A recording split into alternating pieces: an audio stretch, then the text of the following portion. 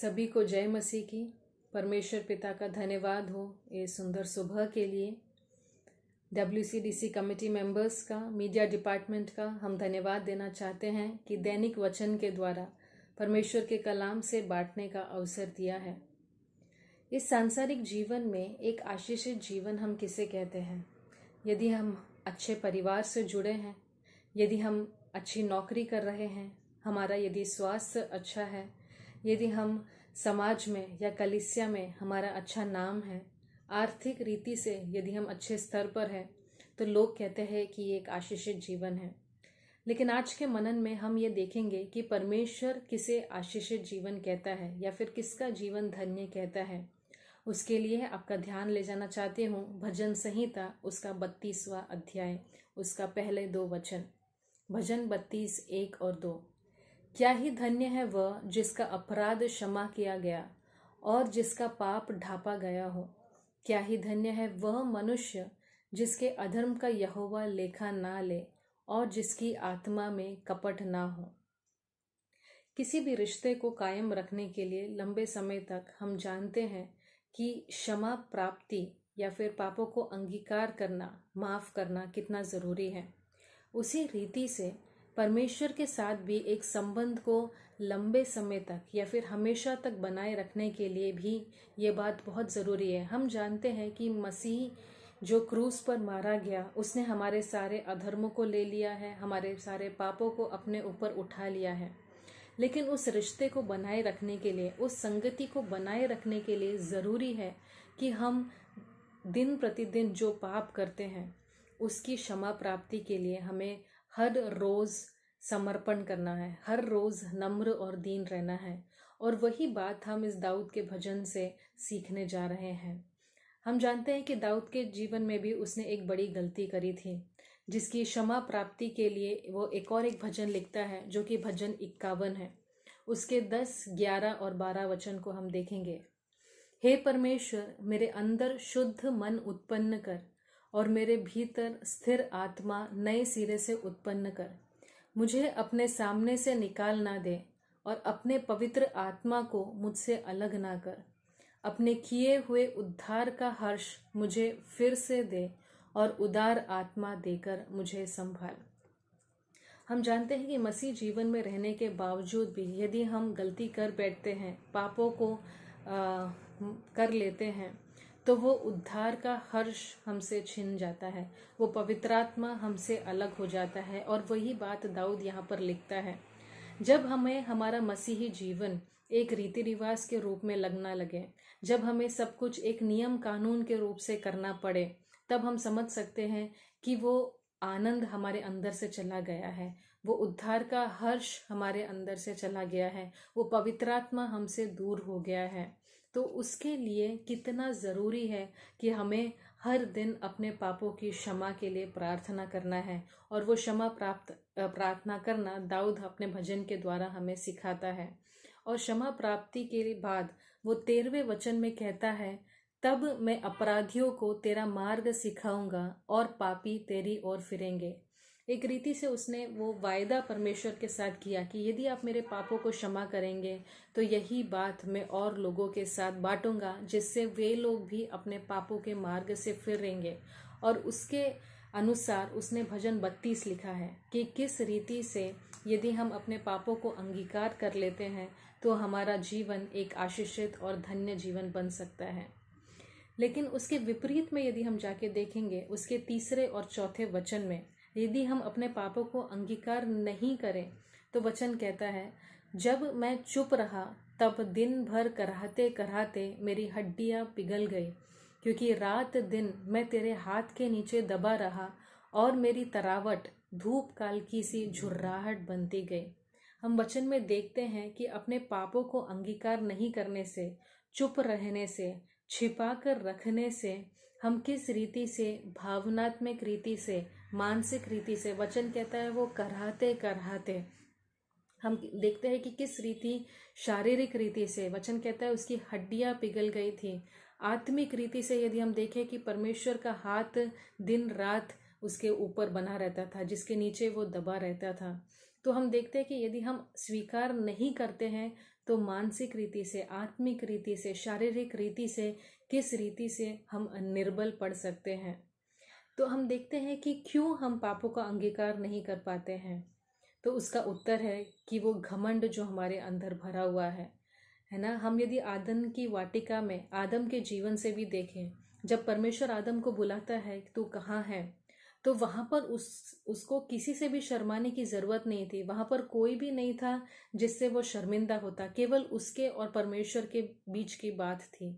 लेकिन वहां पर उसका घमंड या फिर वो डर के कारण वो अपने पापों को स्वीकार नहीं करता है, बल्कि दूसरे के ऊपर डाल देता है, बहाने देने लग जाता है कि, और इस रीति से वो अपने पापों को स्वीकार नहीं करता है।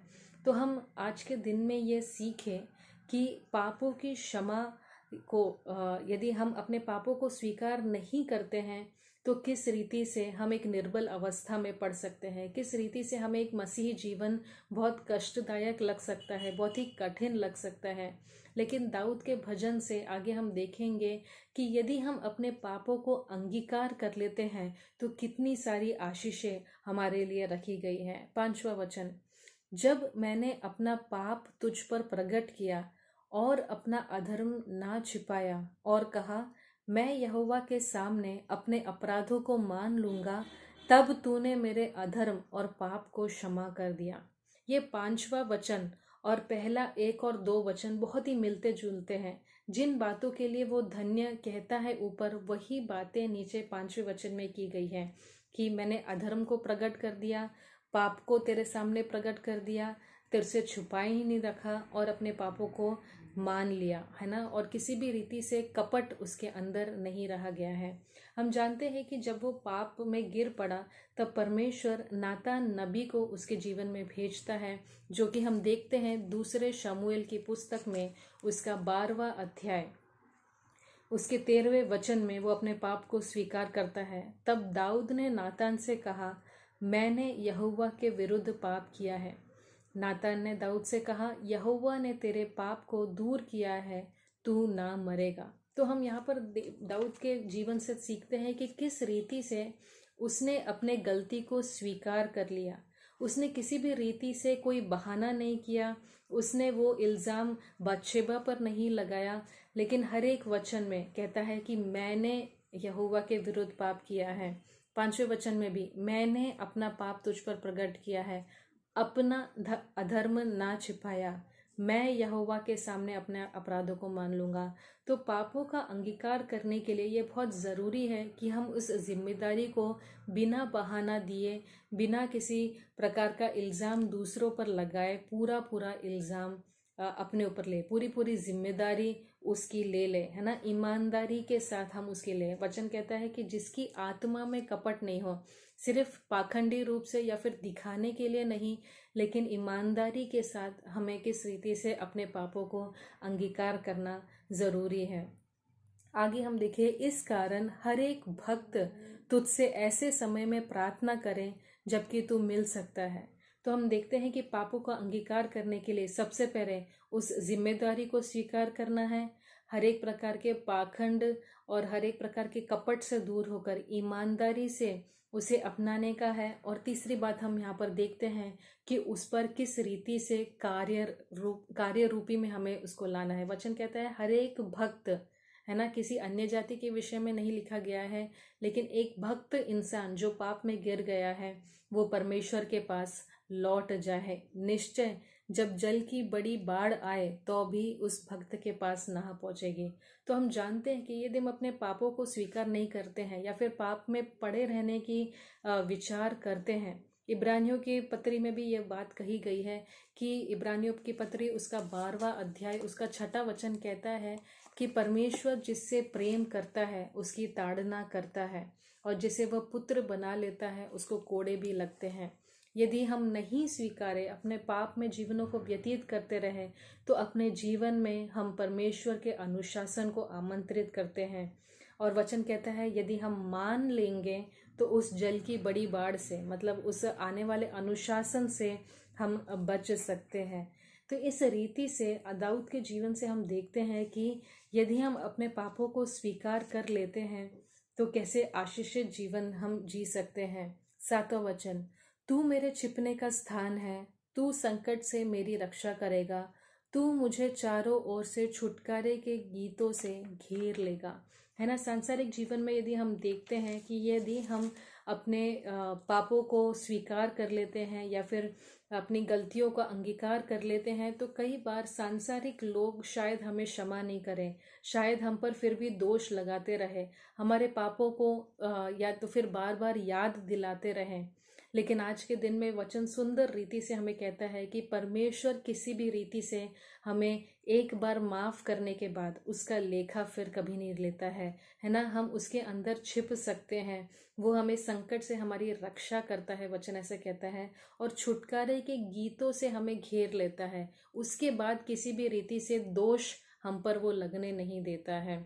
उस रीति से परमेश्वर के प्रेम को हम अपने जीवनों में दे सकते हैं। आगे वो वायदा करता है कि मैं तुझे बुद्धि दूंगा और जिस मार्ग में तुझे चलना होगा उसमें मैं तेरी अगुवाई करूंगा।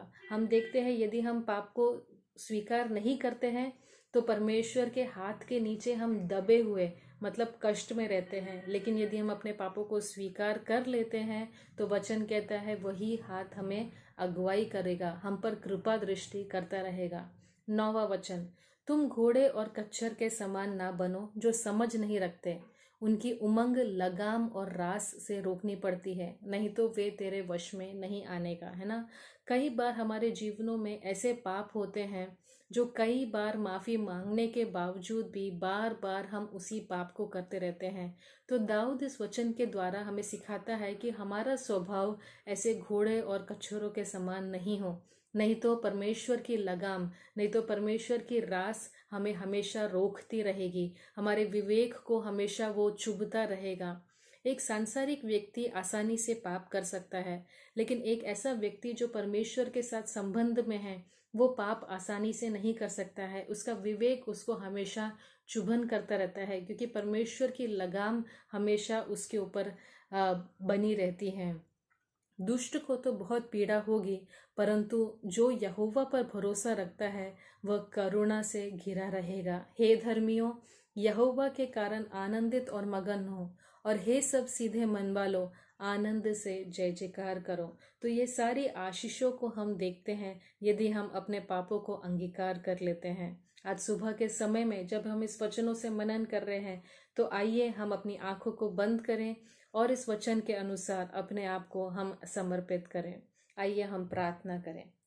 परमेश्वर पिता, धन्यवाद और स्तुति करते हैं सुबह के समय के लिए प्रभु जी, जो पाप क्षमा की आशीषें आपने आज के दिन में हमारे जीवनों में समझाया है, उसके लिए हम आपको हृदय से धन्यवाद देते हैं। आपके उस प्रेम के लिए, आपकी उस करुणा के लिए, आपके उस अनुशासन के लिए हम धन्यवाद देते हैं परमेश्वर, कि जब भी हम अपने गलतियों को स्वीकार कर लेते हैं, वचन ऐसा कहता है कि आप हमें स्वीकार कर लेते हैं, आप हमारे पापों को क्षमा कर लेते हैं। खुदावंत, हम अपने हर एक पाप और गलतियों को आज सुबह के समय आपके सम्मुख में रखकर प्रार्थना करते प्रभु जी। होने देना कि खुदावंत आपके और करीब हम रह सके, आपकी बातों को सुन सके, समझ सके, और आपके प्रसन्नियों का जीवन जीने के लिए आप हमारी सहायता और मदद करना प्रभु जी। आपने हमारी प्रार्थनाओं को सुना है, इसके लिए हम आपको धन्यवाद देते हैं।